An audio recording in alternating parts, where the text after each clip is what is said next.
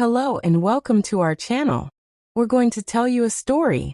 My name is Clara. I am 30 years old. I work in a healthcare center in a small city. For many years, I lived a quiet and simple life. I had no boyfriend, and many of my old friends had already gotten married or moved to bigger cities.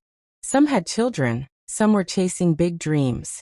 But I stayed behind, working, helping patients, and spending time with my mother. Every morning, I woke up at 6 a.m., had a cup of tea, and walked to work. The hospital was not very big, but it was always full of patients. I worked as a nurse, taking care of people, giving them medicine and helping the doctors. I liked my job, but sometimes I felt very lonely. After work, I usually returned home, made dinner, read a book or watched some TV. That was my daily life. I never complained. But deep inside, I wished for something more. I wanted someone to talk to, someone who would understand me, someone who would love me. But I never said it aloud. I just smiled and continued with my life. One rainy evening, something changed. I was on night duty at the hospital. Around 10 p.m., a young man came in. He had been in a small car accident.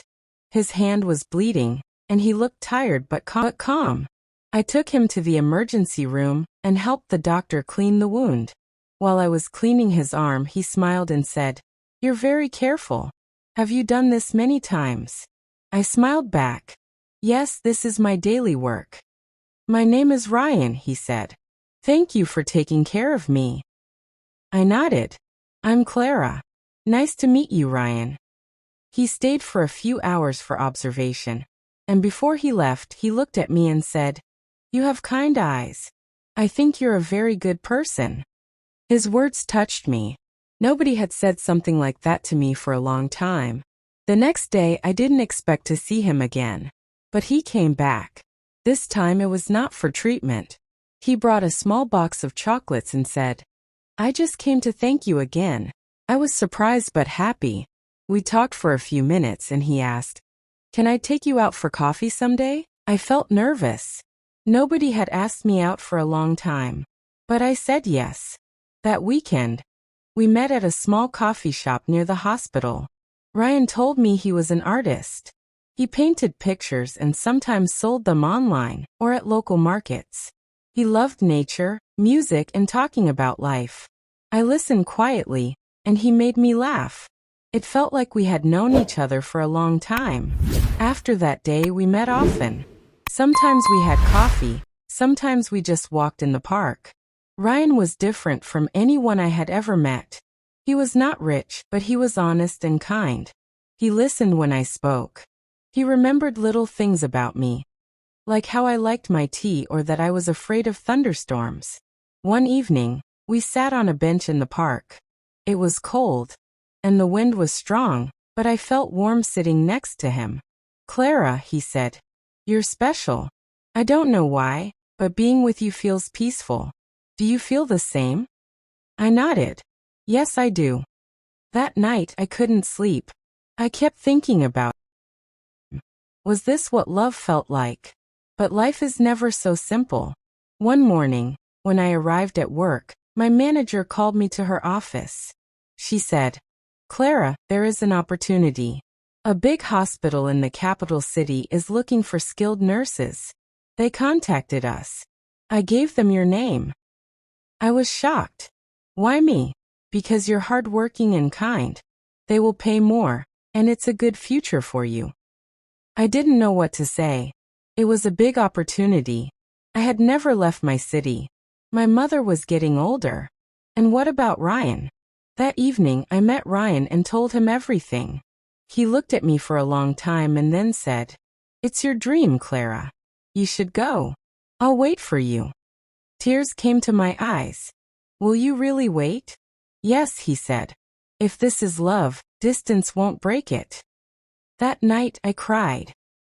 Stay in my quiet life or take a step toward something new.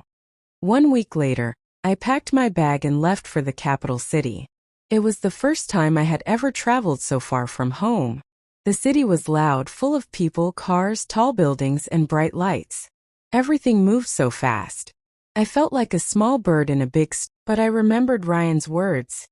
If this is love, distance won't break it. That gave me strength. I joined the new hospital. It was bigger, busier, and full of advanced machines and skilled people. The doctors were serious, and the patients came from many different places. At first, I felt lost. I missed my small room back home. I missed my mother. I missed the quiet walks. But most of all, I missed Ryan. We talked every evening on the phone. His voice made me feel calm again. Sometimes he would say, "Clara, I saw a flower today that reminded me of your smile," or "The park is empty without you." I would close my eyes and imagine I was back home with him. 3 months passed. I worked hard, learned new things, and slowly began to feel stronger. My manager was happy with my work. She said, "Clara, you have something special. Patients feel safe with you." One weekend, I went to visit my mother. She hugged me tightly and said, "You look different. Happier. Stronger." That evening, I went to the park where Ryan and I used to sit. I waited, hoping he would come. And then I saw him, standing under the old tree with a small painting in his hand. "Clara," he said with a soft smile, "I knew you'd come here." He gave me the painting. It was a picture of the bench in the park, with 2 people sitting side by side holding hands. My eyes filled with tears.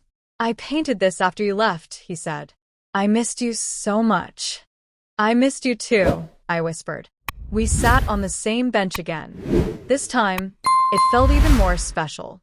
So much had changed, yet our feelings had stayed the same. "Will you go back to the city?" he asked. "Yes," I said, "but I'll visit more often. And maybe one day you can come too." He smiled. "I'd love that." Over the next few months, we found a rhythm. I worked in the city during the week and returned home once a month. Ryan started selling more paintings. He even painted a picture of me in my nurse's uniform. It became his best-selling piece. Then, one sunny morning, something surprising happened. My phone rang. It was the hospital director. "Clara," she said, "we are opening a new healthcare center near your hometown. We want you to lead the nursing team there." My heart skipped a beat. Near my home? Yes. "You can move back if you want." I couldn't believe it. Life was giving me a second chance. That weekend, I went to the park and met Ryan again. I told him the news, and he hugged me tightly. "So," he said, "does this mean I get to see you more?" I laughed. "It means we can be together." Thumbs up, light skin tone. I moved back, started working at the new center, and continued helping people. But this time, I wasn't alone. Ryan was by my side. We went for long walks, talked for hours, and dreamed about the future. One evening, as we watched the sunset, he turned to me and said, "Clara, life is strange. You were always here, living quietly, and I was just passing through. But somehow, we found each other." I nodded. Sometimes, life waits for the right moment. We didn't rush things. We took it slow, step by step. And then, one winter evening, Ryan gave me a small box. Inside was a ring, simple and beautiful. "Will you be my forever?" he asked. Tears filled my eyes. "Yes," I said. "Yes, I will." Now, I'm not just Clara the nurse. I'm Clara, the woman who believed in love, even when it was far away. The woman who took a chance, worked hard, and found joy again. And every time I pass the old bench in the park, I smile, because I know that sometimes the quietest stories become the most beautiful. I hope you enjoyed this story. Have you ever experienced? Share your stories with us in the comments below. Don't forget to like and subscribe for more stories and adventures. Thanks for watching, and we'll see you in the next video.